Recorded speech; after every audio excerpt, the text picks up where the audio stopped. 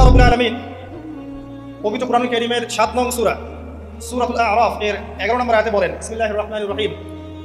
আল্লাহ রাব্বুল আলামিন বলেন, ওয়ালাকাদ খালাকনাকুম সুম্মা সাওয়ারনাকুম সুম্মা কুলনা লিল মালাইকাতি ইসজুদু লিআদম ফাসাজাদু ইল্লা ইবলিস লাম ইয়াকুন মিনাস সাজিদিন। আল্লাহ রাব্বুল আলামিন বলেন, ওয়ালাকাদ খালাকনাকুম, নিঃসন্দেহে আল্লাহ রাব্বুল আলামিন সেই সত্তা যিনি তোমাদেরকে সৃষ্টি করেছেন। সুম্মা সাওয়ারনাকুম, এরপর তোমাদেরকে আকৃতি দান করেছেন, সুন্দর অবয়ব কাঠামো দান করেছেন, দৈহিক কাঠামো। সুম্মা কুলনা লিল মালাইকাতি ইসজুদু লিআদম, এরপরে আল্লাহ রাব্বুল আলামিন সমস্ত ফেরেশতাদেরকে বলেছেন যে তোমরা আদমকে সিজদা করো। আর সূরা বাকারার মধ্যে আছে আল্লাহ পাক সৃষ্টি করার পরে আদম আলাইহিস সালামকে নাম শিক্ষা দিয়েছেন, অর্থাৎ জ্ঞান শিক্ষা দিয়েছেন, এবং এমন জ্ঞান শিক্ষা দিয়েছেন যেই জ্ঞান ফেরেশতারাও জানতেন না। আল্লাহ পাক ফেরেশতাদেরকে বলেছিলেন যে তোমরা এই নামগুলো বলে দাও দেখি, যদি তোমরা সত্যবাদী হয়ে থাকো। ফেরেশতারা এই নামগুলো বলতে পারেননি। তারা বলেছিলেন, লা ইলমা লানা ইল্লা মা আল্লামতানা, আপনি আমাদেরকে যা শিখিয়েছেন এর বাইরে আমাদের কোনো জ্ঞান নেই। এরপর আল্লাহ পাক আদম আলাইহিস সালামকে বলেছেন, আদম তুমি নামগুলো বলে দাও দেখি। এরপর আদম আলাইহিস সালাম সুন্দর করে সব নামগুলো বলে দিয়েছেন, কারণ আল্লাহ পাক তাকে সেই জ্ঞান শিক্ষা দিয়েছিলেন। এরপরে আল্লাহ রাব্বুল আলামিন ফেরেশতাদেরকে বলেছেন তোমরা আদমকে এখন সিজদা করো, কারণ জ্ঞানের মানদণ্ডে আদম তোমাদের চেয়ে শ্রেষ্ঠ। সুবহানাল্লাহ। আর আমরা সেই আদম সন্তান, যদিও বা পৃথিবীতে আসার পরে আমরা আমাদের পরিচয়টা ভুলে গেছি। সেই আদম সন্তান যে আদমকে আল্লাহ রাব্বুল আলামিন ফেরেশতাদেরকে দিয়ে সম্মানিত করলেন, সিজদা করালেন, সেই আদম সন্তান এখন আল্লাহর জমিনে শিরক করে, নবী সাল্লাল্লাহু আলাইহি ওয়াসাল্লামের সুন্নতের অনুসরণ করতে চায় না, নবীদের আদর্শ মানতে চায় না, কোরআন এবং সুন্নাহ মেনে জীবন করতে চায় না। সেই আদম সন্তান এখন জিনা করে, ব্যভিচার করে, মাদকদ্রব্য পান করে, সমকামী। সেই আদম সন্তান এখন ঘুষ খাচ্ছে, সুদ খাচ্ছে, দুর্নীতি করছে, অন্যের সম্পদ আত্মসাৎ করছে, অন্যায়ভাবে মানুষকে হত্যা করছে। এমন কোনো গুনাহ নাই যে সেই আদম সন্তান করছে না। কোন আদম সন্তান? যার পিতাকে আল্লাহ রাব্বুল আলামিন কি করলেন? ফেরেশতাদেরকে দিয়ে সিজদা করালেন। তাহলে চিন্তা করেন যে আমরা আমাদের পরিচয়টা কি পরিমাণ হারিয়ে ফেলেছি। আমরা তো চেতনার কথা বলি না, শেকরের কথা বলি না, আমরা সংস্কৃতির কথা বলি না। এই কথাগুলো আমরা বলি। আমাদের সত্যিকারের চেতনা হচ্ছে ইসলামিক চেতনা। সত্যিকারের শেকর হচ্ছে এই শেকর যে আমরা আদম আলাইহিস সালামের সন্তান, যে আদমকে আল্লাহ রাব্বুল আলামিন ফেরেশতাদেরকে দিয়ে সিজদা করিয়েছেন জ্ঞানের কারণে। আজকে সেই আদম সন্তান দেখবেন জ্ঞান অর্জন করতে চায় না, দিনের জ্ঞান অর্জন করতে চায় না, দুনিয়ার জ্ঞান অর্জন করতে চায়, দিনের জ্ঞান অর্জন করতে চায় না। যে জ্ঞান তাকে পরকালে নাজাতের ওসিলা করবে, সেই কোরআনটুকু তিলাওয়াতও করতে চায় না, তিলাওয়াত করা শিখতেও চায় না, আগ্রহী নাই। তাহলে আমরা কি পরিমাণে আমাদের শেকরটা ভুলে গেছি, চেতনা হারিয়ে ফেলেছি, আমাদের মূল সংস্কৃতি থেকে দূরে সরে আসছি। একটু চিন্তা করে সামনে যাই। আল্লাহ রাব্বুল আলামিন বলছেন, এরপর সুন্দর আকৃতি দিয়ে আদমকে আমি ফেরেশতাদেরকে দিয়ে সিজদা করালাম। ফাসাজাদু, সবাই সিজদা করলো, প্রত্যেকটা ফেরেশতা কি করলো? সিজদা করলো, ইল্লা ইবলিস। কে সিজদা করলো না? ইবলিস। ইবলিস সিজদা করলো না। ইবলিস কে ছিল? সে কিন্তু কোনো ফেরেশতা ছিল না, সে ছিল একজন জিন। কানা মিনাল জিন্নি, সূরা কাহফে আল্লাহ বলেছেন কানা মিনাল জিন্নি, সে জিনদের একজন ছিল। ঠিক আছে, সে আল্লাহ রাব্বুল আলামিনের এত বেশি ইবাদত করেছিল যে আল্লাহ রাব্বুল আলামিন তাকে এক পর্যায়ে ফেরেশতাদের উপরে একটা দায়িত্বশীল বানিয়ে দিয়েছিল। ঠিক আছে, তো কিন্তু তার মনের ভিতরে একটা কিবর বা অহংকার ছিল, যে অহংকারের কারণে সে কিন্তু আল্লাহ পাকের এই নির্দেশটা পালন করলো না, লঙ্ঘন করলো। আমরা সামনে যাই। লাম ইয়াকুম মিনাস সাজিদিন, আল্লাহ পাক বলছেন সে সিজদাকারীদের অন্তর্ভুক্ত ছিল না। কে? ইবলিস। আচ্ছা, ক্বালা, আল্লাহ পাক এবার বলছেন, মা মানাআকা আল্লা তাসজুদা ইয আমারতুক। আল্লাহ পাক বলছেন, হে ইবলিস, কিসে তোমাকে নিষেধ করলো, কে তোমাকে বারণ করলো আদমকে সিজদা করতে, যাকে আমি সিজদা করার আদেশ করেছি? কি জন্য করলে না? সোজা কথায়, তুমি কি জন্য সিজদা করলে না আদমকে? মা মানাআকা, তোমাকে কে বারণ করলো? এবার ইবলিস তার দলিল পেশ করছে। সে বলছে যে ক্বালা আনা খায়রুম মিন, সে বলল আমি আদমের চাইতে উত্তম। আসসালাতু খায়রুম মিনান নাওম, এটা জানেন না? ঘুমের চেয়ে নামাজ উত্তম। ঠিক এভাবেই সে ইবলিস বলছে কি, আনা খায়রুম মিন, আমি তার চেয়ে উত্তম। কি কারণে উত্তম? খালাকতানি মিন নার ওয়া খালাকতাহু মিন তিন। হে আল্লাহ, আপনি আমাকে সৃষ্টি করেছেন আগুন দিয়ে। জিনদেরকে কি দিয়ে সৃষ্টি করা হয়েছে? আগুন দিয়ে। ফেরেশতাদেরকে কি দিয়ে? নূর দিয়ে। তাহলে এখানে প্রমাণ হলো যে ইবলিস কিন্তু ফেরেশতা নয়। আমাকে সৃষ্টি করেছেন আগুন দিয়ে, ওয়া খালাকতাহু মিন তিন, এবং আদমকে সৃষ্টি করেছেন তিন মানে কাদামাটি দিয়ে। তার মানে আগুন কাদামাটির চেয়ে সুপিরিয়র, বেশি মর্যাদা সম্পন্ন, ওর মানে কে আছে আর কি। এই কারণে সে সিজদা করলো না। এবার আল্লাহ রাব্বুল আলামিন বলছেন, ক্বালা ফাহবিত মিনহা, ইবলিস এখান থেকে নেমে যাও। এটা কোন জায়গা? একদম মহাকাশের উপরে না, নাকি পৃথিবীতে? এটা 7 আসমানের উপরের ঘটনা। ইতিহাস শুরু হয়েছে মহাবিশ্বে। মানুষের অস্তিত্বও ছিল না, এমন একটা সময় চলে গেছে মহাবিশ্বে, কোটি কোটি বছর চলে গেছে যখন মানুষ বলতে কিছু ছিল না। ছিল না। অনেক পরে মানুষের সৃষ্টি করা হয়েছে। এখন দুনিয়াতে মানুষের চলাচল দেখলে মনে হয় মহাবিশ্বে সে একাই আছে, কেউ নাই, তাই না? আচ্ছা, এটা দলিল কোরআনে আছে। সূরা দাহার 1 নম্বর আয়াত পড়ে দেখবেন, হাল আতা আলাল ইনসানি হাইনুম মিনাদ দাহরি লাম ইয়াকুন শাইআন মাযকুরা। আল্লাহ পাক বলছেন মানুষের উপরে এমন সময় চলে গেছে যে মানুষ কোনো আলোচ্য বিষয় ছিল, উল্লেখযোগ্য কোনো বিষয় ছিল না। তো সভ্যতার শুরুর ঘটনা হচ্ছে এটা। মানে মানব সভ্যতার একদম শুরুর শেকরের ঘটনা হচ্ছে, একদম শুরুর চেতনা, শুরুর সংস্কৃতি শুরু হচ্ছে এখান থেকে। এবার ইবলিস বলছে আমি সেজদা করবো না, বিকজ আমি তার সুপিরিয়র। আপনি তাকে সৃষ্টি করেছেন মাটি দিয়ে, আমাকে সৃষ্টি করেছেন আগুন দিয়ে, আমি তাকে সেজদা করবো না। সে আল্লাহ পাকের আদেশ লঙ্ঘনই করলো না, বরং আল্লাহকে উল্টা একটা যুক্তি দেখালো যে আপনি ভুল, আমি ঠিক। নাউজুবিল্লাহ, আপনি আমাকে আদমকে সেজদা করতে বলছেন, এটাই ভুল, বরং উচিত হচ্ছে ও আমাকে সেজদা করবে। নাউজুবিল্লাহ। তো সে কিন্তু ত্যাগ করা, সে উদ্ধত হলো এবং অহংকারও প্রদর্শন করলো। আল্লাহ পাক বলেন ক্বালা ফাহবিত মিনহা, এখন এখান থেকে নেমে যাও। এই জান্নাতি বলেন আর ওই ঊর্ধ্ব জগতি বলেন, সেখান থেকে তোমরা নেমে যাও, তুমি নেমে যাও। ফামা ইয়াকুনু লাকা আন তাতাকাব্বারা ফিহা, এখানে দাঁড়িয়ে তুমি অহংকার করবে এই অধিকার তোমাকে দেওয়া হয় নাই। সোজা কথা, আল্লাহ পাক বলছেন এখানে দাঁড়িয়ে তুমি অহংকার করবে এই অধিকার তোমাকে দেওয়া হয়নি। আল্লাহ পাক অহংকারীকে পছন্দ করেন? অহংকারীদেরকে আল্লাহ পাক কিয়ামতের মাঠে পিঁপড়ার মতো উঠাবেন, তাদের আকৃতি মানুষের সমান হবে না, ছোট ছোট কালো পিঁপড়ার মতো হবে এবং অন্ধকার ওদেরকে ঢেকে নিবে। তো আমাদের মনে যাদের অহংকার আছে, আল্লাহর রাস্তায় অহংকার ছেড়ে দেই। অহংকার ইলমেরও থাকতে পারে, একজন অনেক বড় ইলমি ডিগ্রি সার্টিফিকেট আছে, অমুক ফারেক অমুক মুহাদ্দিস অমুক মুফাসসির, ডাবল ডিগ্রি, এটার অহংকার থাকতে পারে, ঠিক আছে। আবার অনেকের টাকা পয়সার অহংকার থাকে, অনেকের ক্ষমতার অহংকার থাকে, আবার এখনকার মেয়েদের সৌন্দর্যের অহংকার থাকে না? এক এক মানুষের এক একটা অহংকার। অহংকারের ডেফিনেশনটা কি? একজন সাহাবী নবী সাল্লাল্লাহু আলাইহি ওয়াসাল্লামকে বলছেন, ইয়া রাসূলুল্লাহ, আমি পছন্দ করি আমার গায়ের পোশাকটা সুন্দর হোক, আমার জুতা সুন্দর হোক, ঠিক আছে, আমার সুগন্ধি ভালো হোক, দামি হোক, এটা কি অহংকারের পরিচয়? নবী সাল্লাল্লাহু আলাইহি ওয়াসাল্লাম বলছেন না, এটা অহংকারের পরিচয় নয়। বরং অহংকারের পরিচয় হচ্ছে অন্য মানুষকে তুচ্ছ তাচ্ছিল্য করা, এক, আর দুই হচ্ছে সত্যকে প্রত্যাখ্যান করা। মনে থাকবে অহংকারের সংজ্ঞা কি? এক, অন্য মানুষকে তুচ্ছ তাচ্ছিল্য করা, আর দুই, সত্যকে প্রত্যাখ্যান করা। এখন সত্য কি? আইনস্টাইনের থিওরি সত্য, নাকি পিথাগোরাসের উপপাদ্যই সত্য, নাকি আমাদের পশ্চিমারা যে সেকুলারিজম, কমিউনিজম, ডেমোক্রেসি ইত্যাদি ইত্যাদি ন্যাশনালিজম এগুলো দিয়ে দিয়েছে মতবাদ, এগুলি চূড়ান্ত সত্য? সায়েন্স কি চূড়ান্ত সত্য? চূড়ান্ত সত্যটা কি আসলে? এক কথায় সূরা কাহফের 29 নম্বর আয়াতে সত্যের সংজ্ঞা আছে। কত নম্বর আয়াতে?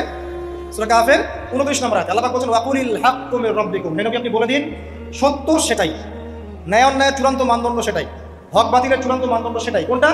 যেটা তোমার রবের পক্ষ থেকে নাজিল হয়েছে। আমাকে বলেন যে রবের পক্ষ থেকে কি নাজিল হয়েছে?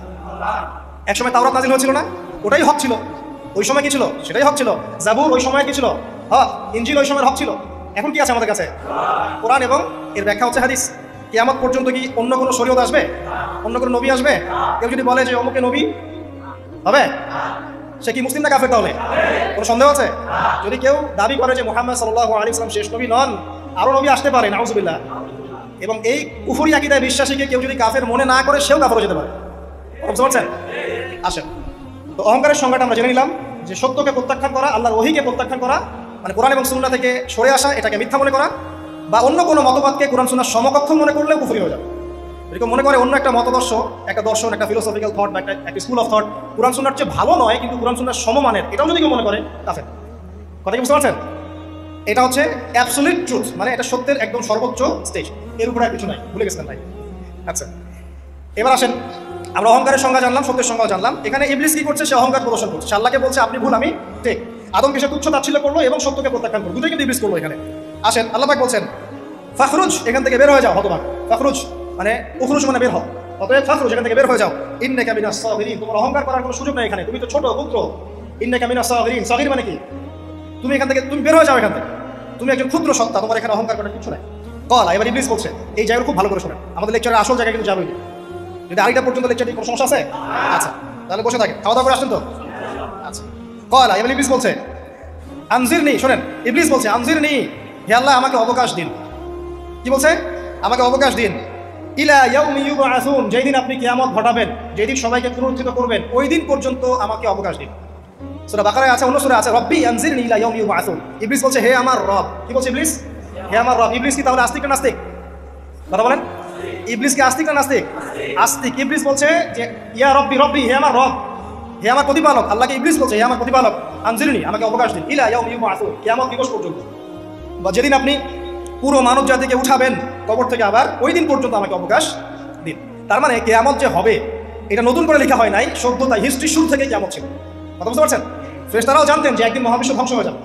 যখন পৃথিবীতে মানুষকে পাঠানো হয়নি তার আগেই ফেরেশতারা জানতেন, আল্লাহ পাকের ইলমে ছিল এবং তিনি এটা ফয়সালা করে দিয়েছিলেন যে একদিন এই পুরো মহাবিশ্বই ধ্বংস হয়ে যাবে। ইবলিস আগে থেকে জানতো যে কিয়ামত হবে, এই জন্য সে বলছে আমাকে কিয়ামত পর্যন্ত অবকাশ দিন। আল্লাহ পাক এবার কি বলছেন দেখেন, ইবলিস আল্লাহর কাছে চাইলো, আল্লাহ পাক তাও তাকে ফেরত দিলেন না। আর আমরা আল্লাহর কাছে চাইতে এখন হতাশা হয়ে যায় না, দোয়া করতে থাকি আর বলি যে আমার দোয়া কবুল হচ্ছে না। আর ইবলিস একটা জিনিস চাইলো, আল্লাহ পাক বললেন ক্বালা ইন্নাকা মিনাল মুনজারিন, যাও তুমি অবকাশ প্রাপ্তদের একজন, তোমাকে অবকাশ দেওয়া হলো। এক কথায় তোমার দোয়া কবুল করা হয়েছে, তোমার অবকাশ তোমাকে দেওয়া হলো, কারণ আল্লাহ আমাকে এটা পরীক্ষা করবেন ইবলিসকে দিয়ে, মানব জাতিকে। এবার ইবলিসের চ্যালেঞ্জ শোনেন, এটাই আমাদের আজকের লেকচারের মূল পয়েন্ট। এই জায়গা থেকে ইবলিস চ্যালেঞ্জ করছে। কি চ্যালেঞ্জ করছে? ফাবিমা আগওয়াইতানি, হে আল্লাহ, আপনি যে কারণে আমাকে বিচ্যুত করলেন, আমি আমার যে কৃতকর্মের কারণে আপনার রহমত থেকে বঞ্চিত হয়ে গেলাম, ঠিক আছে, আমি সেই আদমের এবং আদমের সন্তানের সরল পথে ওত পেতে বসে থাকি। কথাটা ভালো করে বোঝেন। ইবলিস চ্যালেঞ্জ করলো কাকে? আল্লাহকে। যে কারণে আল্লাহ আপনি আমাকে বহিষ্কার করলেন, এখন আমি কি করব? আমি এই আদম সন্তানের সরল পথে, আপনাকে পাওয়ার এই পথের আনাচে কানাচে আমি ওত পেতে বসে থাকবো। কি জন্য বসে থাকবো? যাতে করে আমি আদম সন্তানকে বিচ্যুত করতে পারি। শুধু তাই নয়, সে আরো বলছে আমি শুধু বসেই থাকবো না, আমি আদম সন্তানের কাছে আসবো। মিন বাইনি আইদিহিম, তার সামন থেকে আসবো। ওয়া মিন খালফিহিম, আদম সন্তানের পিছন থেকে আসবো। ওয়া আন আইমানিহিম, তার ডান দিক থেকে আসবো। ওয়া আন শামাইলিহিম, তার বাম দিক থেকে আসবো। ওয়ালা তাজিদু আকসারাহুম শাকিরিন, আল্লাহ পাক আপনি তাদের বেশিরভাগকেই শুকরগুজার পাবেন না। কথা কি ক্লিয়ার না? কোনো সমস্যা? ইবলিস কি চ্যালেঞ্জ করলো? আমি শুধু বসেই থাকবো না, ডান দিক থেকে আসবো, বাম দিক থেকে আসবো, সামন থেকে আসবো, পিছন থেকে আসবো। আমি আদম সন্তানকে পথভ্রষ্ট করেই ছাড়বো, আপনি আদম সন্তানের বেশিরভাগকে পথভ্রষ্ট পাবেন। ইবলিসের কথা কি বাস্তব প্রতিফলন দেখা যায় এখন সমাজে? বেশিরভাগ মানুষ নামাজ পড়ে না পড়ে না? বেশিরভাগ মানুষ সুদ খায় না খায় না? বেশিরভাগ যুব সমাজ জেনা করতেছে না করতেছে না? বেশিরভাগ লোক মাদক খাচ্ছে না খাচ্ছে না? পৃথিবীর কোনো জায়গায় আল্লাহর বিধান আছে কি নাই? দু একটা জায়গায় আছে আইওয়াশ, শোডাউন। বেশিরভাগ নারী পর্দায় চলে না চলে না? বেশিরভাগ মানুষ রোজা রাখে না রাখে না? বেশিরভাগ মানুষ যাকাত দেয় কি দেয় না? তাহলে ইবলিস যে বললো আপনি বেশিরভাগকেই শুকরগুজার পাবেন না। বেশিরভাগ মানুষ পরকালের স্বার্থে কাজ করে না দুনিয়ার স্বার্থে কাজ করে? কতজন মানুষ আল্লাহ পাকের দ্বীনটাকে প্রচার প্রসার প্রতিষ্ঠার কথা বলে বা কোরআন সুন্নাহর কথাগুলো মেনে চলে? কতজন মানুষ? বেশিরভাগ লোক মেনে চলে। তাহলে ইবলিস কি সফল না ব্যর্থ? ইবলিসের চ্যালেঞ্জ কি সফল না ব্যর্থ? ইবলিসের কথা সে কিন্তু অক্ষরে অক্ষরে পালন করেছে। আর ইবলিসকে আল্লাহ পাক কেন পৃথিবীতে দিয়েছেন? আমাদেরকে পরীক্ষা করার জন্য, যেন আমরা এই সর্বপথ থেকে বিচ্যুত না হই। সামনে যান, আরো কঠিন কথা আছে। আল্লাহ পাক বলছেন এখান থেকে বের হয়ে যাও, একদম অপদস্থ লাঞ্ছিত হয়ে এখান থেকে বের হয়ে যাও। লামান তাবিআকা মিনহুম, তুমি তো চ্যালেঞ্জ করলে আমাকে, ঠিক আছে, কিন্তু যে ব্যক্তি যেই তোমার অনুসরণ করবে, আল্লাহ পাকের কথা শুনেন, যেই তোমার অনুসরণ করবে, লাআমলাআন্না জাহান্নামা মিনকুম আজমাইন, যে পুরুষ বা নারী যেই হোক না কেন, যে আদম সন্তান ইবলিস তোমার অনুসরণ করবে, তোমার পথ ধরবে, আমি তোমাকে সহ এদের সবাইকে দিয়ে জাহান্নাম পূর্ণ করব। আল্লাহর কিচ্ছু যায় আসে না। আল্লাহ পাক যদি এই পুরো পৃথিবীটাকেও জাহান্নামে নিক্ষেপ করেন অবাধ্যতার কারণে, আল্লাহ পাক কিছু যায় আসে? ওই যে আপনাদের এখানে নদী আছে না, কি বালাসী ঘাট, এখানে চর আছে না, চরের মধ্যে একটা বালুর কণার কি দাম আছে বলুন তো? একটা বালুর কণার কোন দাম আছে? এই পুরো মহাবিশ্বের পৃথিবীর অবস্থান এর চেয়েও কম। তো পুরো পৃথিবীর মানুষ যদি আল্লাহর অবাধ্য হয়, আল্লাহ পাক যদি পুরো দুনিয়াটাকে ধ্বংস করে দেন, জাহান্নামে নিক্ষেপ করেন, আল্লাহ পাকের কিছু যায় আসবে কিনা? এবার আসেন, এখান থেকে আমরা বুঝতে পারলাম ইবলিস একটা তৃতীয় সত্তা। আল্লাহ পাক আদম আলাইহিস সালামকে সৃষ্টি করলেন, নাম শিক্ষা দিলেন, সেজদা করালেন, ইবলিসকে সেজদা করতে বললেন, সে করলো না। সে চ্যালেঞ্জ করলো উল্টা, যে আমি ওর চেয়ে উত্তম, আপনি ভুল আমি সঠিক, সে অহংকার করলো এবং একই সাথে সে আদমকে পথভ্রষ্ট করার চ্যালেঞ্জও করে বসলো। আল্লাহ পাক ঘোষণা করলেন, যদি কোনো আদম সন্তান তোমাকে ফলো করে, তোমাকে সহ তাকে আমি জাহান্নামে নিক্ষেপ করব। ঠিক আছে এই পর্যন্ত? এবার সামনে আসেন। এবার আল্লাহ পাক আদমকে বলছেন, কাকে বলছেন? আদম আলাইহিস সালামকে বলছেন, ইয়া আদম, হে আদম। তার আগে আদম আলাইহিস সালামের বুকের পাঁজর থেকে কাকে সৃষ্টি করেছেন? হাওয়া আলাইহিস সালাম, সভ্যতার ইতিহাসের প্রথম নারী এবং ইতিহাসের সবচেয়ে সুন্দরী রমণী কে? হাওয়া আলাইহিস সালাম। আরেকজন আছেন সবচেয়ে সুন্দরী রমণী কে? কে বলতে পারবেন? জি না, 100 টাকা পুরস্কার বলেন। হ্যাঁ, নাম কি? মাশাআল্লাহ, ওকে পুরস্কার দিও। কি নাম তোমার? মাশাআল্লাহ মাশাআল্লাহ। দ্বিতীয় সুন্দরী রমণী, দুজন রমণীকে বলা হয় পৃথিবীর সবচেয়ে সুন্দরী রমণী। আপনি যাদেরকে দেখে সিডিউস হচ্ছেন, যদিও এদেরকে দেখে সিডিউস আর কিছু নাই, কারণ এরা তো সুন্দর না, কোনো দিক থেকে সুন্দর না, না পোশাকের দিক থেকে, না চেহারার দিক থেকে, না ফিজিক্যাল স্ট্রাকচারের দিক থেকে, এদেরকে দেখে তো পাগলও সিডিউস হবে। তো আদম আলাইহিস সালাম এবং আদম আলাইহিস সালামের স্ত্রী হাওয়া আলাইহিস সালাম এবং সারা আলাইহিস সালাম ইতিহাসের সবচেয়ে সুন্দর রমণী। ইতিহাসের সবচেয়ে সুন্দর রমণী কাদের স্ত্রী ছিলেন? নবীদের অন্য কারো? এই জন্যই বলি, আপনি যদি পবিত্র থাকেন, আল্লাহওয়ালা মানুষ হন, ইনশাআল্লাহ তাআলা আল্লাহ পাক আপনার ঘরে একজন নেককার পুণ্যবতী সুশ্রী স্ত্রী দান করবেন। আপনি যদি এইসব অশ্লীলতার গোলক ধাঁধায় পড়ে নিজের ঈমান হারিয়ে ফেলেন, চরিত্র হারিয়ে ফেলেন, সম্ভাবনা খুবই কম যে আপনি একজন দিনদার মেয়ে পাবেন। বরং আপনি এমন কাউকেই পেতে পারেন যে আপনার মতোই, ঠিক আছে? দেখবেন যে আপনি 10 ঘাটের পানি খেয়ে আসছেন, ও দেখবেন 12 ঘাটের পানি খেয়ে আসছে। আল্লাহ পাক আমাদের যুব সমাজকে হেফাজত করুন, আমিন। আল্লাহ পাক এবার আদম আলাইহিস সালামকে বলছেন, ইয়া আদম, হে আদম, উসকুন আনতা ওয়া যাওজুকাল জান্নাহ। আদম শোনো, তুমি এবং তোমার স্ত্রী দুইজন এখন জান্নাতে থাকো। কোথায় থাকো? জান্নাতে থাকো। ওয়া কুলা মিন হাইসু শি'তুমা, যেখানে ইচ্ছা সেখান থেকে খাবার খাও। জান্নাতের নাজ নেয়ামতের কথা তো আপনারা শুনেছেন অনেক, আমি ওইগুলো বলতে যাচ্ছি না, সময় চলে যাবে। যা ইচ্ছা তাই পাবেন সেখানে, যা ইচ্ছা তাই। এমন একটা জায়গা যেটা কখনো কোনো চোখ দেখে নাই, কোনো কান শোনেও নাই, চোখ না দেখলেও কান না শুনলেও মানুষ মনে মনে অনেক কিছু কল্পনা করে না, এটা কল্পনাও করার সুযোগ নাই। এত উন্নত মানের একটা জায়গা। তোমরা দুজন এখানে থাকো, জান্নাতের যে কোনো জায়গায় যাও, খাওয়া দাওয়া করো, কোনো সমস্যা নেই। কিন্তু ওয়ালা তাকরাবা হাদিহি শাজারা, মানে কি, এই যে গাছটা আছে এই গাছের কাছে যেও। একটা শর্ত খালি দিলাম, গাছের কাছে যেও না। গাছের নাম কি এগুলো আমাদের আলোচনার বিষয় না, বিষয়টা হচ্ছে আল্লাহ পাকের আদেশটা কি। গাছটা আম গাছ হতে পারে, জাম গাছ হতে পারে, কদু গাছ হতে পারে, যে কোনো গাছ হতে পারে, এটা নিয়ে আমাদের কোনো মাথা ব্যথা নাই। মাথা ব্যথা হচ্ছে আল্লাহ পাকের আদেশ, এই গাছের কাছে যেও না, বাস যেও। আচ্ছা, ফাতাকুনা মিনাজ জালিমিন, যদি চলে যাও তোমরা দুজন এখানে, তাহলে তোমরা দুজন কিন্তু জালেম হয়ে যাবে। আল্লাহ পাকের হুকুম অবাধ্য করলে মানুষ কি হয়ে যায়? জালেম হয়। এই জন্য আমরা দোয়ায় বলি আল্লাহুম্মা ইন্নী যালামতু নাফসি, বলি না? হে আল্লাহ, আমি আমার নফসের উপর জুলুম করেছি। রব্বানা যালামনা আনফুসানা, বলি না? আল্লাহ, আমরা আমাদের উপর জুলুম করেছি। তো আমরা যখন পাপ করি মানে আমরা জুলুম করে ফেলছি। তো তোমরা দুজনে গাছের কাছে যেও না, যদি যাও তাহলে জুলুম করে ফেলবে এবং জালেম হয়ে যাবে। এবার ইবলিস তো আর বসে নাই, সে তো চ্যালেঞ্জ করেছে, করে নাই? আচ্ছা, এবার ইবলিস কি করছে? ফাওয়াসওয়াসা লাহুমা আশ-শাইতান, এবং ইবলিস এবার এদের দুজনকে ওয়াসওয়াসা প্রদান করতে শুরু করলো। ইবলিস কি করলো? ওয়াসওয়াসা প্রদান করতে শুরু করলো। ওয়াসওয়াসাটা এমন ছিল যে হাল আদুল্লুকা আলা শাজারাতিল খুলদি ওয়া মুলকিন লা ইয়াবলা। ইবলিস এসে আদম এবং হাওয়া আলাইহিস সালাম তাদেরকে উস্কে দিতে লাগলো যে আমি কি তোমাদেরকে এমন কোনো গাছের কথা বলবো যেই গাছের ফল খেলে তোমরা চিরস্থায়ী হয়ে যাবে, কখনো মরবে না, এবং এমন রাজত্ব পাবে যে রাজত্বের কোনো ক্ষয় নাই। ইবলিসের টোপটা কি দেখলেন? চিরস্থায়িত্বের টোপ এবং কিসের টোপ? রাজত্বের টোপ। এটা সূরা তহার মধ্যে আছে। অন্য সূরায় আছে যে আমি কি বলে দিব এমন গাছের কথা যে গাছের ফল খেলে তোমরা ফেরেশতা হয়ে যাবে, কখনো মরবে না।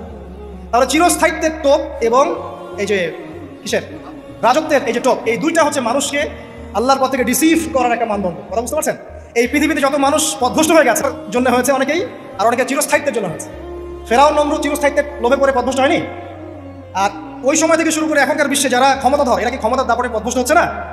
এই দুটো হচ্ছে মানুষকে পথভ্রষ্ট করার মাধ্যম। ইবলিস খুব ভালো করেই জানতো, একটা কথা বলি নাই, যখন আদম আলাইহিস সালামকে তৈরি করে রাখা হয়েছে, সৃষ্টি করে রাখা হয়েছে, ইবলিস এর চারপাশে রাউন্ড দিচ্ছিল, তাওয়াফ করছিল, তাওয়াফ।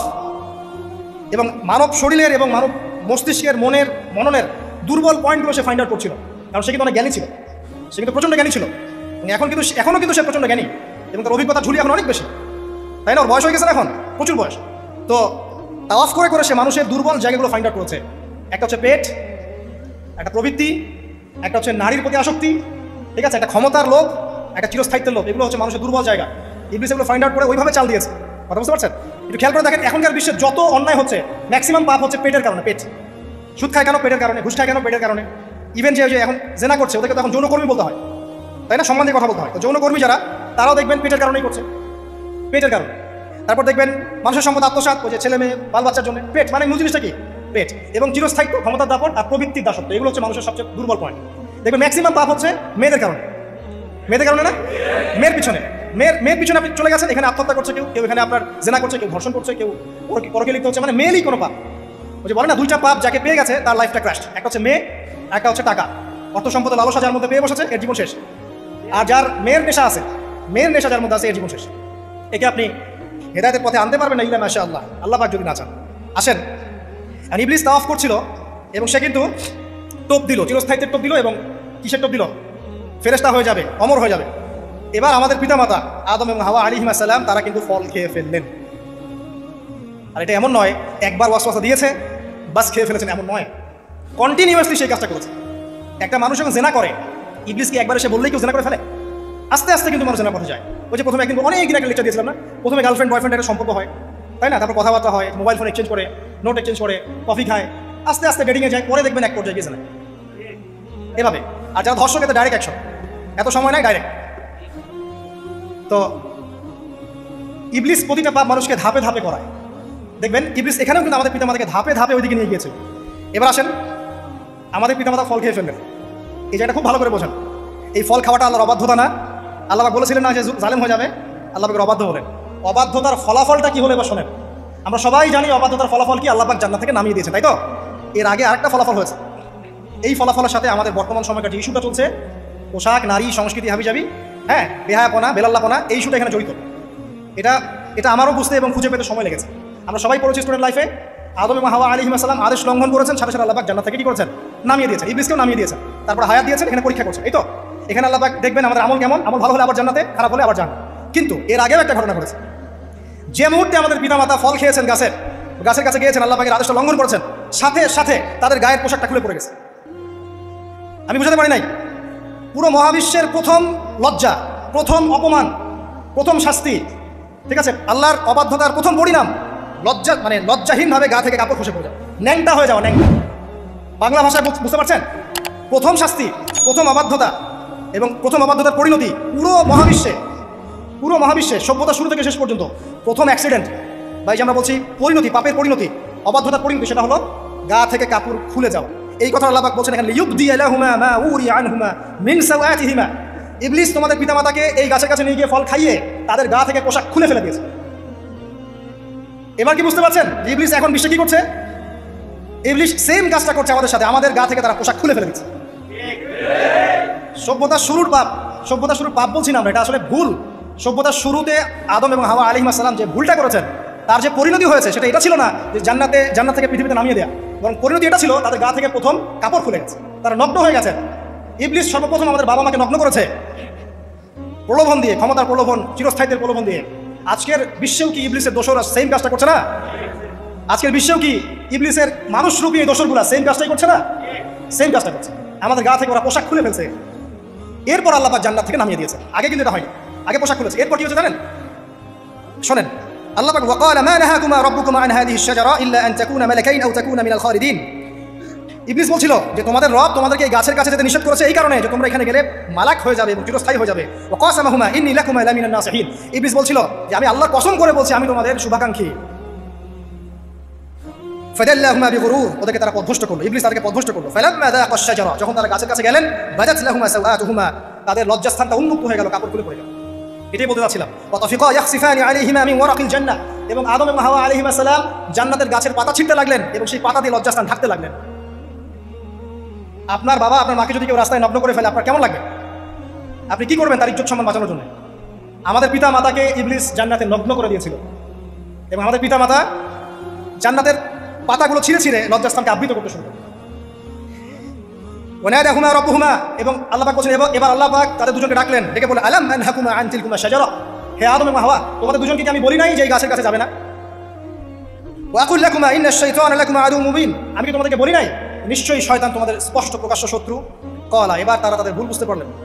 আল্লাহ পাকের কত দয়া মানুষের প্রতি দেখেন। ইবলিসও আল্লাহর অবাধ্য ছিল, আল্লাহ পাক তাকে বহিষ্কার করে কাফের বানিয়ে দিয়েছেন, চিরস্থায়ী লানত করেছেন। আমাদের পিতামাতাও ভুল করেছেন, বাট আল্লাহ পাক তাদেরকে চিরস্থায়ী জাহান্নামী করেন নাই। আল্লাহ পাক তাদেরকে দয়া পরবশ হয়ে ক্ষমা করে দিয়েছে। শুধু তাই নয়, আল্লাহ পাক এত মহব্বত করেন আদম সন্তানকে যে তওবা করার যে কালিমাটা, সেই কালিমাটাও আল্লাহ পাক আদম এবং হাওয়াকে শিখিয়ে দিয়েছেন। সুবহানাল্লাহ, কোন কালিমা দিয়ে তওবা করবো, কি পড়বো, এটাও তারা বুঝতে পারছিলেন না। আল্লাহ পাক শিখিয়ে দিয়েছেন। তারা বললো রব্বানা, হে আমাদের প্রতিপালক, যালামনা আনফুসানা, আমরা আমাদের উপর জুলুম করেছি নফসের উপরে, ওয়া ইল্লাম তাগফির লানা ওয়া তারহামনা লানাকুনান্না মিনাল খাসিরিন। এই দোয়াটা করলেন আমাদের পিতামাতা, আল্লাহ পাক মাফ করবেন। কিন্তু মাফ করার পরে আজ জান্নাতে থাকা হলো, এই পৃথিবীতে নামিয়ে দেওয়া। পৃথিবীতে নামিয়ে দেওয়ার পরে একটা হায়াত দেওয়া হলো, কারো 50, 60, 70, 100, 200, 500, 1000 ইত্যাদি, এবং আল্লাহর পক্ষ থেকে ঐশী গ্রন্থ পাঠানো হলো, কখনো তাওরাত, কখনো জাবুর, কখনো ইনজিল ইত্যাদি, কখনো কোরআন। শর্ত দেওয়া হলো যারা আল্লাহ পাকের এই ঐশী গ্রন্থগুলো মেনে চলবে তারা ইনশাআল্লাহ আবার মৃত্যুর পর সেই জান্নাতে ফিরে যাবে যেখান থেকে তারা বহিষ্কৃত হয়েছে। আর যে বা যারাই আল্লাহ পাকের এই আয়াত, নিদর্শন এবং ঐশী গ্রন্থগুলোকে অস্বীকার করবে, এটাকে মিথ্যা প্রতিপন্ন করবে, আল্লাহ পাকের সবাইকে জাহান্নাম পূর্ণ করবে ইনশাআল্লাহ।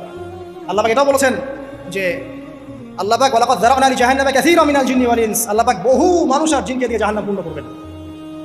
আর এই দুই জাতিকে পাঠানো হয়েছিল পৃথিবীতে শুধু আল্লাহর ইবাদত করার জন্য। ওয়া মা খালাকুল জিন্না ওয়াল ইনসা ইল্লা লিয়াবুদুন, এরা সেটা করে নাই। এই কারণে আল্লাহ পাক হাদিসের মধ্যে জানিয়েছেন প্রতি 1099 জন মানুষকে আল্লাহ পাক জাহান্নামে পাঠিয়ে দেবেন, তবে বেশিরভাগ জান্নাতি হবে এই উম্মতে মুহাম্মাদের মধ্যে।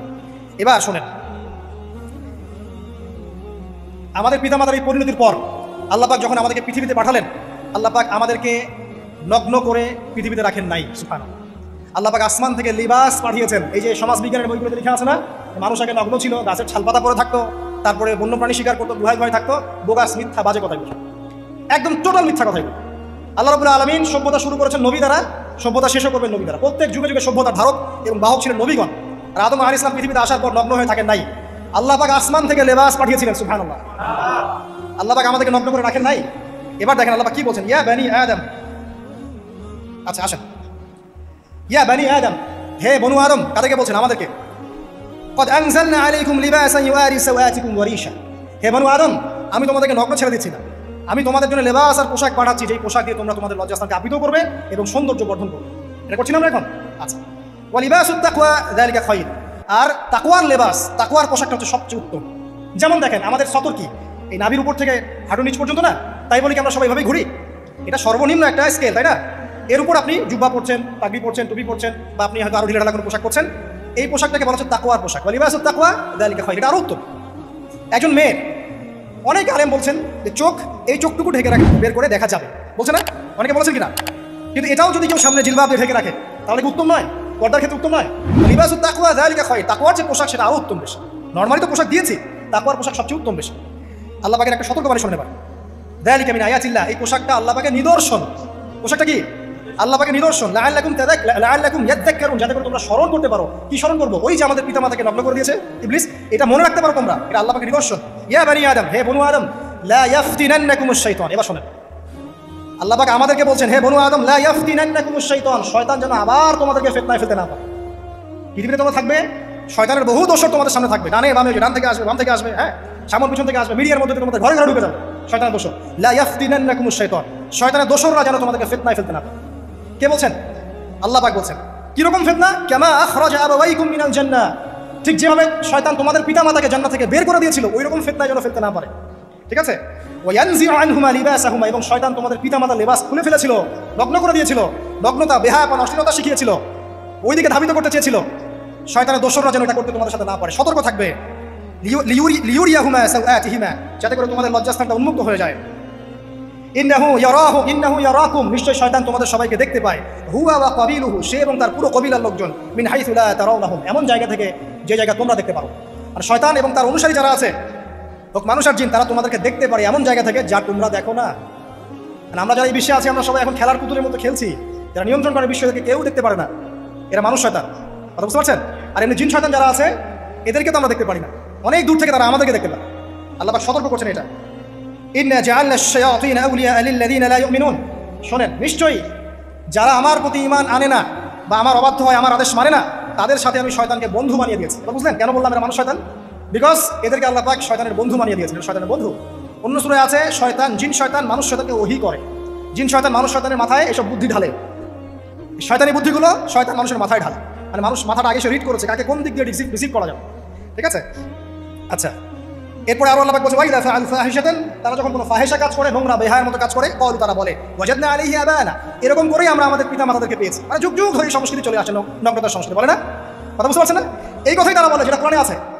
আল্লাহ পাক বলছেন, ক্বালু ওয়াজাদনা আলাইহি আবানা, তারা বলে আমাদের পিতৃপুরুষদেরকে আমরা হাজার বছর থেকে দেখেছি এইভাবেই ড্রেস আপ করতে, এমনিই ব্লাউজ ছাড়া শাড়ি পরতে দেখেছি, এমনিই দেখেছি পেট বের করে চলতে, এমনিই দেখেছি এই শর্ট কামিজ পরে চলতে, নগ্ন হয়ে চলতে। এখন তো বিক্রি সংস্কৃতি আসে, এবং একটা মুভমেন্ট চলছে, মানে মানুষের দেহ থেকে কাপড় খুলে ফেলার মুভমেন্ট, আন্দোলন শুরু হচ্ছে। ঠিক আছে? এবং দোহাই হচ্ছে আমরা হাজার বছর থেকে এমনিই চলছে। এই যে আল্লাহ পাক বলছেন, ক্বালু ওয়াজাদনা আলাইহি আবানা, আমরা এর উপরে আমাদের পিতামাতাদেরকে পেয়েছি। ওয়াল্লাহু আমারানা বিহা, এরা আরো বলে আল্লাহ আমাদেরকে এই আদেশ করেছেন। নাউযুবিল্লাহ। আল্লাহ বলছেন, আল্লাহ পাকের আদেশ কি? কুল ইন্নাল্লাহা লা ইয়া'মুরু বিল ফাহশা, নিঃসন্দেহে আল্লাহ পাক কোনো ফাহিশা কাজের আদেশ করতেই পারেন? নিঃসন্দেহে আল্লাহ পাক কোনো ফাহিশা, বেলাল্লাপনা, বেহায়ার মতো কোনো আদেশ, বেহায়াপনার কোনো কাজের আদেশ করতে পারেন না। আচ্ছা, কুলুনা আলাল্লাহি মা লা তা'লামুন, তোমরা কি আল্লাহ সম্পর্কে এমন কথা বলছো যেই কথা তোমরা জানো না? এই পর্যন্ত থাক। এবার আসেন বাস্তবতায় আসেন। এতটুকু যে আমরা হিস্ট্রির সূচনার কথাগুলো বললাম, এখানে আপনারা কিন্তু প্রথম একটা দলিল পেলেন মানুষের দেহ থেকে পোশাক খুলে ফেলে। এরপর আমি পুরো কোরআনটা ঘাটার চেষ্টা করেছি। আদম আলাইহিস সালাম থেকে শুরু করে মুহাম্মদ সাল্লাল্লাহু আলাইহি ওয়াসাল্লাম পর্যন্ত হাজার হাজার শতাব্দী চলে গেছে, তাই নাই? হাজার হাজার বছর চলে গেছে, বহু জাতি এসেছে, বহু জাতি চলেও গেছে। আমরা কি প্রথম জাতি নাকি? এর আগে কত জাতি পৃথিবীতে এসেছে, চলেও গেছে, গেছে না? আচ্ছা, কোরআন ঘেটে ঘেটে ক্লান্ত হয়ে যাওয়ার পর আমরা এমন কোনো জাতি পাচ্ছি না যাদের কথা আল্লাহ পাক বলেছেন যে আমি তাদেরকে ধ্বংস করেছি অশ্লীলতার কারণে, বা এই আপনার বেলাল্লাপনার কারণে, বা ফাহিশা কাজের কারণে। সরাসরি এই একটা কারণ দেখে আল্লাহ পাক কোনো কওমকে ধ্বংস করেছেন খুব রেয়ার, খুঁজে পাওয়া যাচ্ছে না। শুধু 3টা জায়গা বের করতে পেরেছি। কয়টা জায়গা? 3টা। এক নম্বর, দেখেন আদম আলাইহিস সালাম পরে নূহ আলাইহিস সালাম না, এই জাতিটাকে আল্লাহ পাক ধ্বংস করেছেন না? এই ধ্বংসটাকে আল্লাহ পাক এই বেপরদামির কারণে করেছেন, অশ্লীলতার কারণে করেছেন, পোশাকের অপসংস্কৃতির কারণে করেছেন, করেন শিরকের কারণে করেছেন। কি কারণে? শিরক। আল্লাহ পাক সবাইকে ডুবিয়ে মেরেছেন, কিন্তু ওরা যে নগ্ন পোশাক পরে রাস্তাঘাটে চলাফেরা করতো, এই কথাটা কিন্তু আল্লাহ পাক করেন। তার মানে ওদের পাপ এটা ছিল না। এরপর ইব্রাহিম আলাইহিস সালামের কওম কি এই কারণে ধ্বংস হয়েছে? অশ্লীলতার কারণে ধ্বংস হয়েছে? বেহায়াপনার কারণে ধ্বংস হয়েছে? নগ্নতার সংস্কৃতির অপচর্চার কারণে ধ্বংস হয়েছে? না। শিরকের কারণে। আদ জাতি এই কারণে? না। সামুদ জাতি এই কারণে? না। একটা জাতি পাওয়া যায়, তার নাম কওমে লূত। কি নাম? কওমে লূত। এই লূত কওম ছিল সমকামী, তারা মেয়েদের সাথে বিবাহ বন্ধনে আবদ্ধ হতো না, বরং ছেলেদের ছেলে ছেলে জেনা করতো না। এই একটা জাতি পাচ্ছি ইতিহাসে যারা অশ্লীলতার কারণে, ফাহেসা কাজের কারণে, সমকামিতার কারণে, নোংরামির কারণে আল্লাহ পাক পুরো উপরে উঠিয়ে নিচে নামিয়ে ধসিয়ে দিয়েছে। এই একটা জাতি পেলাম। আর একটা জাতি পাওয়া যায়, তার নাম হচ্ছে বানু ইসরাইল। কি নাম? বানু ইসরাইল। আল্লাহ রাসূল সাল্লাল্লাহু আলাইহি ওয়াসাল্লাম বলছেন যে তোমরা দুনিয়া থেকে বেঁচে থাকো এবং নারীর ফিতনা থেকে বেঁচে থাকো। কারণ বানু ইসরাইল মানে মুসা আলাইহিস সালামের যে কওম ছিল, এই কওমের মধ্যে প্রথম ফিতনা দেখা দিয়েছিল মেয়েদের ব্যাপারে। এই একটা পেলাম যে মেয়েদের কারণে, বেহায়াপনার কারণে, অশ্লীল পোশাকের কারণে, নগ্নতার কারণে একটা সভ্যতাকে আল্লাহ পাক শাস্তি দিয়েছে। দুটো পাওয়া গেল, ঠিক আছে? এক দুই, একটা লুত, একটা হচ্ছে বানু ইসরাইল, ঠিক আছে? আর একটা পাওয়া যায় এটা জোর করে, সেটা হলো নবী মুহাম্মদ সাল্লাল্লাহু আলাইহি ওয়াসাল্লাম নবী হওয়ার ঠিক আগের সময়টা, যেটাকে আমরা কি বলি আইয়ামে জাহিলিয়াত। ওই সময়ে মেয়েদের জিনাটা ব্যাপক ছিল, ব্যভিচারটা ব্যাপক ছিল, পরকীয়াও ছিল, বৈবাহিক তেমন কোনো অধিকার ছিল না। এমনও হতো যে একটা মেয়ের সাথে 8-10 জন পুরুষ সহবাস করতো, করার পরে সেই মেয়ে যখন গর্ভবতী হতো, তার বাচ্চা প্রসব করার পর সেই মেয়ে 10 জনকে ডেকে দাঁড় করাতো, দাঁড় করিয়ে বলতো যে অমুকে হচ্ছে আমার এই বাচ্চার বাপ, তারপর এর সাথে বিয়ে হতো। চিন্তা করতে পারেন?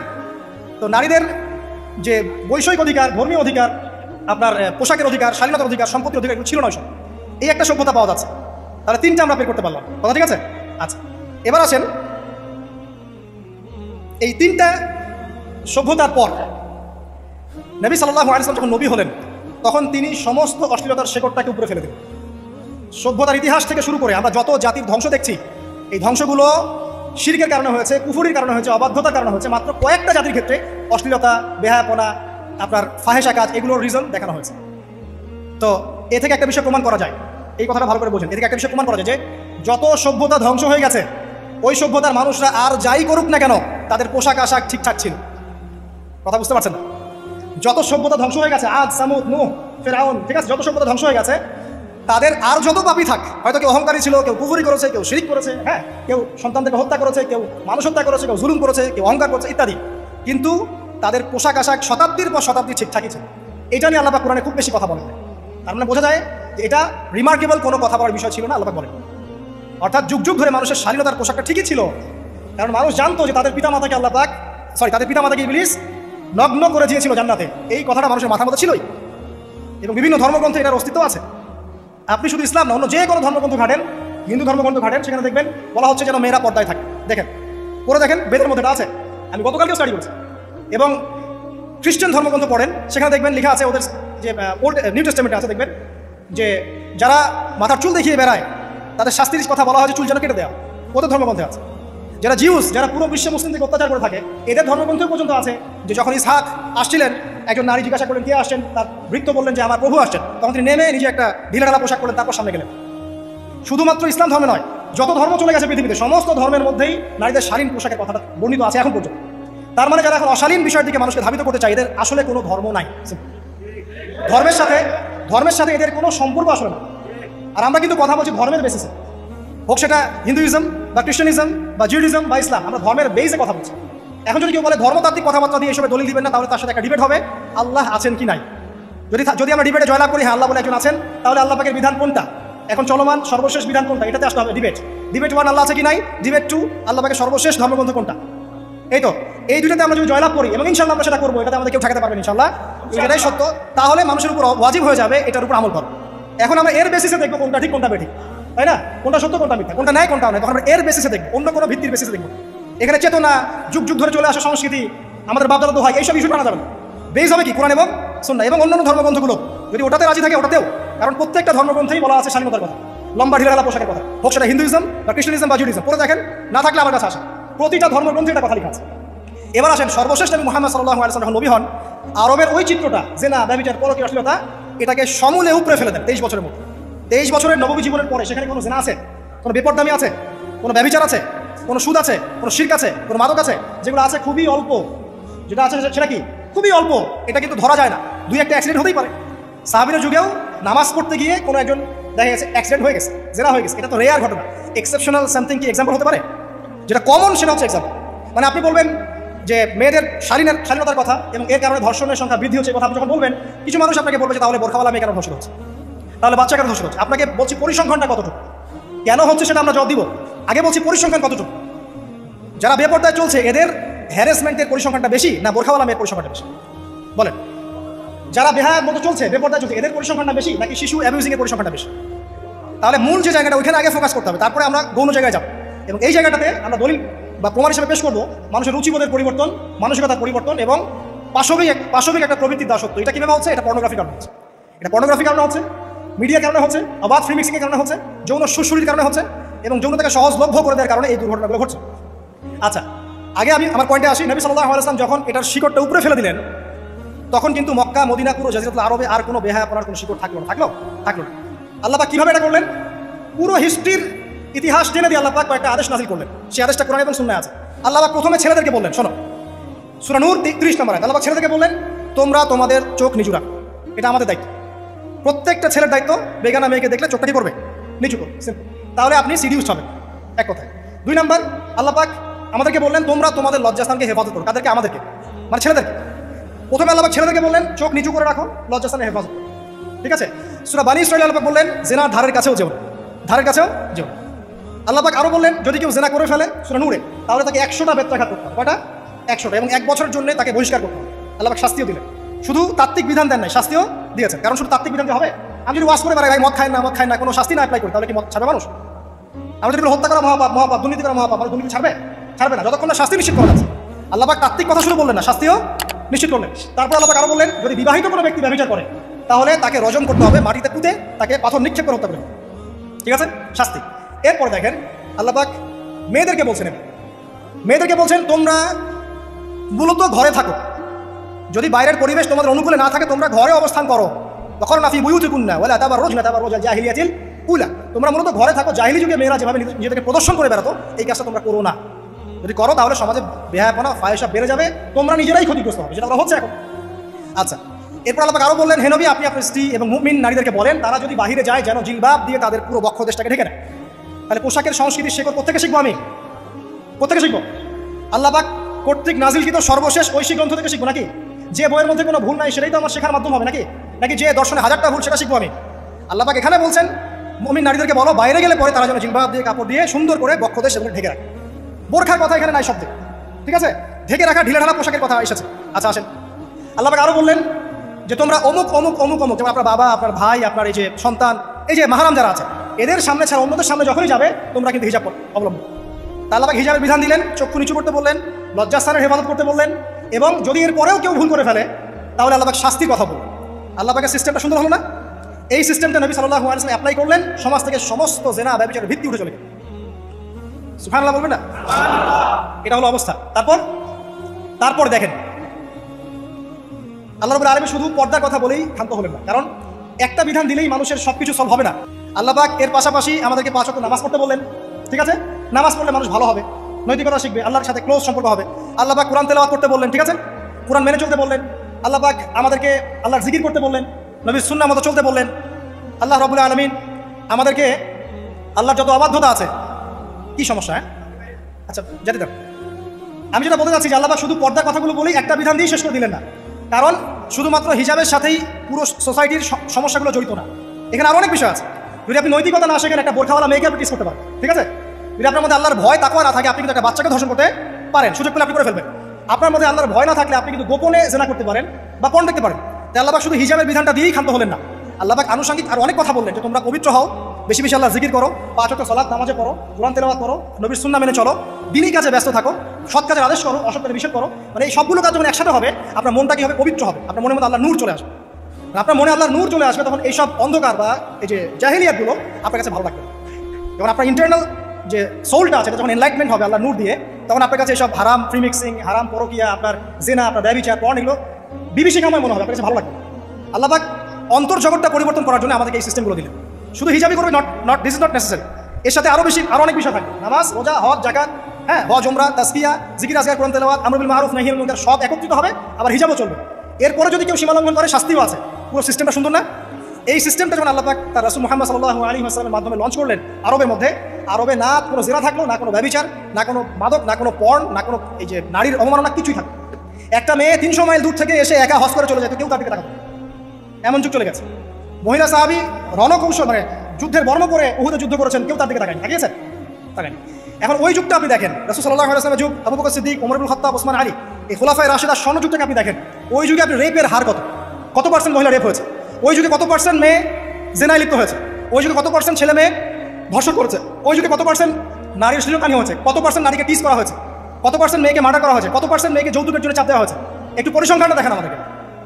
সভ্যতা করতে লাফাচ্ছেন, ওই সভ্যতায় যা হয়ে গেছে নবী সাল্লাল্লাহু আলাইহি ওয়াসাল্লাম থেকে শুরু করে খোলাফায়ে রাশিদুল যা হয়েছে, এই পার্সেন্টেজগুলোর সাথে বর্তমান পার্সেন্টেজকে মিলবে?